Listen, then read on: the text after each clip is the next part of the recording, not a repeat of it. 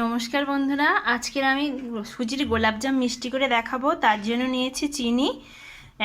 এক বাটি চিনির জন্য 1.5 বাটি জল নেব।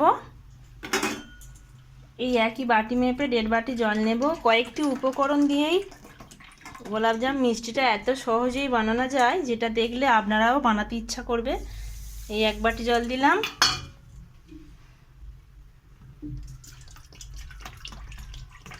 আর এই বাটির হাফ বাটি দেব। এই যে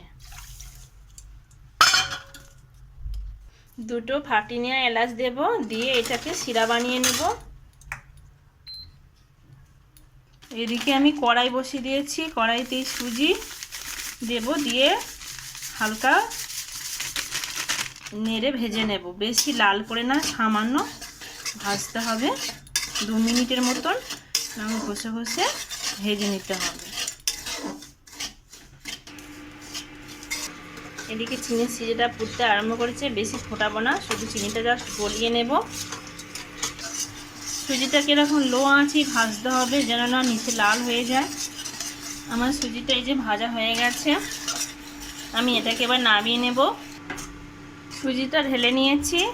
আমি এবার কড়াইতে গরুর দুধ দিয়ে দিচ্ছি। 200 গ্রাম সুজির জন্য আমি 500 গ্রাম গরুর দুধ নিয়েছি। আপনারা যে কোনো দুধ নিতে পারেন, প্যাকেটের দুধও। এবারে আমি দুটো এলাচ ফাটিয়ে এই দুধের মধ্যে দিয়ে দিচ্ছি। এদিকে আমার চিনির শিরাটা বলক উঠে এসছে। এই যে কোনো তার নয়, কিছু নয়, এমনি 1 বাটি চিনিতে 1.5 বাটি জল দিয়ে শুধু বলক তুলে ফুটিয়ে নিয়েছি। এবার আমি এই চিনির শিরাটা চাপা দিয়ে রেখে দেব। সুজিটা এরকম আস্তে আস্তে ঢেলে দিয়ে এটাকে ভালো করে মিশিয়ে নিতে হবে অনবরত, যাতে না দোলা পাকিয়ে যায়। এরকম কড়া থেকে উঠে আসবে। ডোটা রেডি হয়ে গেছে, এটাকে আমি থালায় তুলে নেব। এরকম 1 চিমটে খাবার সোডা, অর্থাৎ বেকিং সোডা, বেকিং পাউডার নয়, এরকম কৌটোটা। বেশি দেওয়া যাবে না, বেশি দিলে ফেটে যাবে, অল্প দিতে হবে। এবার এখানে একটু ঘি দিয়ে দিচ্ছি। ঘিটা দিতে হবে, দেওয়ার চেষ্টা করবেন। আমুল দুধ দিচ্ছি, আমুল দুধটাও দিতে হবে। আমুল দুধটা দিলে খেতে ভালো লাগবে। এটা কেটে নিয়ে দিচ্ছি।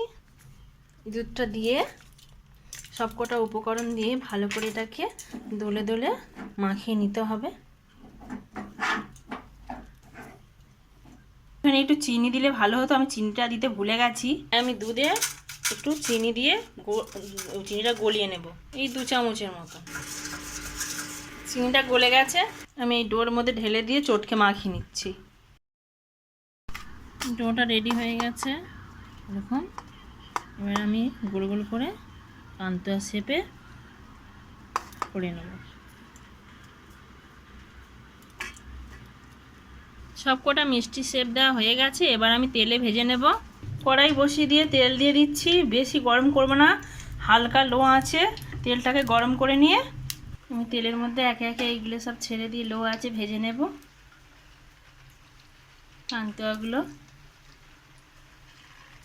কত ছোট ছোট দিচ্ছি, এবার বড় হচ্ছে ফুলে। আর এগুলো এখন খুন্তি লাগাবো না, আমি তেলটা এরকম করে করে দিয়ে ঝাঁকিয়ে ঝাঁকিয়ে ভাজতে হবে।